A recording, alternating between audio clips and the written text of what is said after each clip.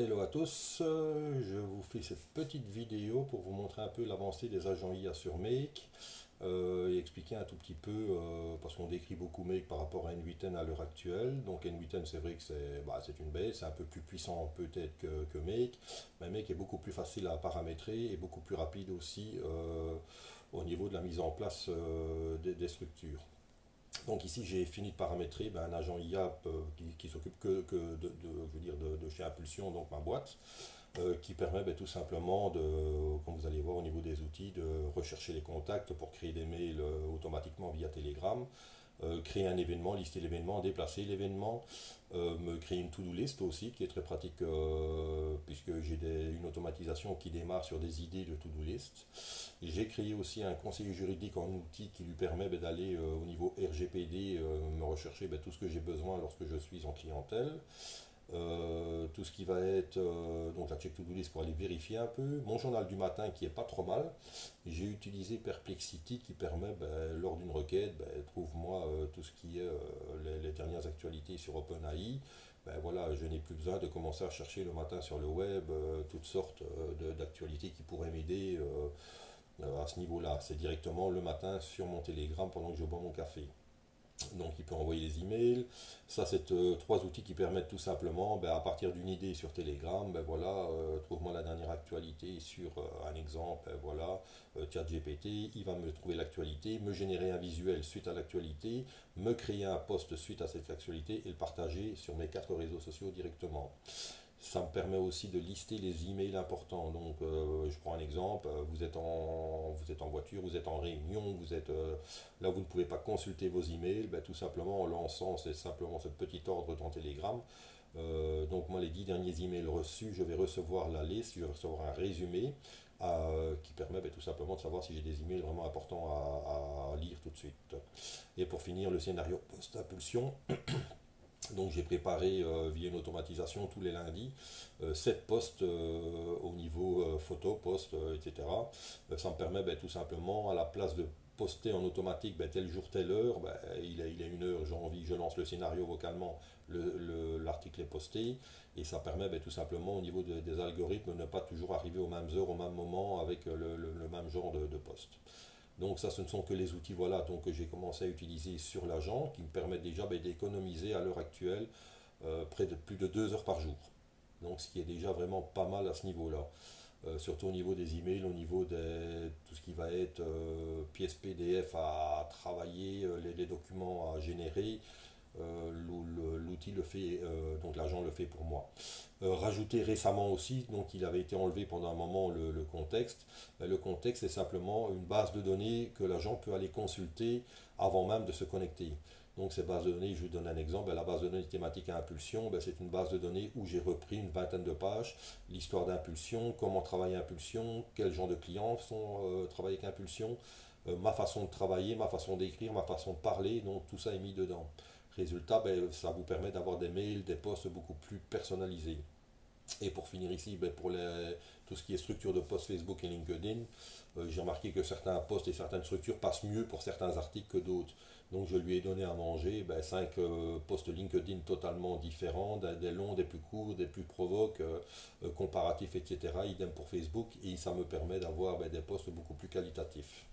Et j'ai même remarqué une augmentation des impressions quand c'est l'agent qui écrit que quand c'est une automatisation. Maintenant, c'est peut-être une idée que je me fais, mais bon, voilà. Donc l'agent, tout simple à paramétrer, vous avez le prompt qui paramètre l'agent, les outils. Et alors, tout nouveau, donc sorti cette semaine, le tableau conversationnel avec l'agent, qui vous permet de pouvoir tester l'agent et l'entraîner aussi. Donc moi ici j'ai quand même mis sur l'agent au niveau des paramètres une grosse mémoire pour dire ne pas devoir lui rappeler tout le temps certaines choses. Donc ça permet tout simplement de faire un test, voilà, donne-moi les actus sur un exemple, voilà Trump lors de ces dernières 48 heures. Oups. Dernières 48 heures. Donc c'est Perplexity, je n'utilise pas OpenAI ni Claude, ici je n'utilise que Perplexity pour la recherche. Je trouve que Perplexity est vraiment, c'est son domaine phare de pouvoir faire des recherches, et même des recherches profondes. Je l'utilise énormément. Voilà, donc voilà, je n'ai pas trouvé d'actualité spécifique sur Donald Trump sur la dernière. Donc je vais lui dire oui. Et voilà, il va aller me rechercher tout ce qui va sortir sur Donald Trump. Donc sur les dernières 48 heures, il n'y a pas eu donc en Belgique des actualités qui parlent de Donald Trump. Parce que je ne fais que de la recherche actualité que sur la Belgique. Ben, c'est pas être un, comme on dit, chauvin, c'est tout simplement que voilà, moi l'actualité d'autres pays, je n'y vis pas, je n'ai pas trop envie de savoir ce qui se passe ailleurs. Voilà, ben, dernières actualités, voilà. Ce qui vous permet ben, tout simplement aussi d'avoir le lien pour vous aller consulter. C'est voilà pourquoi Perplexité est un peu plus adéquat au niveau des recherches. Donc ça c'était la première partie au niveau de l'agent, les nouveautés, etc. Et alors vous montrez aussi le système grid, ce qui est vraiment pas mal au niveau des agents, parce que ça vous permet de voir le flux, comment travaille l'agent, ce qui fonctionne moins bien, et voir aussi les connexions, chose que je n'avais pas vue au début. Donc vous allez pouvoir voir ici, ben voilà, vous avez l'agent, tous les outils que je viens de vous citer. Et à partir des outils, ben, les outils peuvent s'interconnecter. Ça, je ne le savais pas non plus. Et ce qui se fait automatiquement. Donc, je prends par exemple ici cet outil qui permet de créer visuellement donc une image liée à un post et de le publier sur mes réseaux sociaux directement. Donc voilà, LinkedIn, Instagram, Facebook, HTTP pour le téléchargement du fichier parce qu'Instagram, comment je vais dire, LinkedIn ne prend plus les images directement générées. Donc en passant par le HTTP, ben, il les prend. Et vous avez mon deuxième outil qui est le scénario qui se lance automatiquement. Ben, ici, ben, j'ai vu que voilà, ben, tout simplement, vous pouvez voir que tout interagit et tout, les deux sont liés. Je ne savais pas, donc quand j'ai paramétré en premier la publication visuelle, j'avais paramétré, excusez-moi, un outil, ben, cet outil est repris automatiquement par le scénario post. Donc je n'ai pas eu besoin de paramétrer le partage.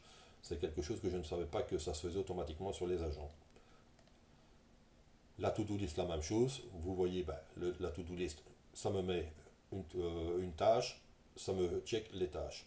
Les emails, la même chose. Nous allons aller création de posts réseaux sociaux. Donc, la recherche par Perplexity sur un des posts, la recherche sur le web, et la petite, mon second agent que j'ai relié avec le même outil. Donc, vous voyez que les agents peuvent s'interconnecter entre eux. Donc, je suis en train de regarder comment créer un agent et un sous-agent. Donc ça sera la prochaine, à mon avis, la prochaine vidéo.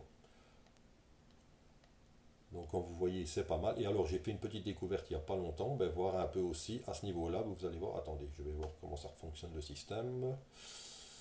J'avais fait un petit test. Hop, non, je ne sais plus comment, mais il y a une technique qui permet ben, tout simplement de voir, voilà, c'est ce que je voulais vous montrer, que les agents peuvent interagir entre eux.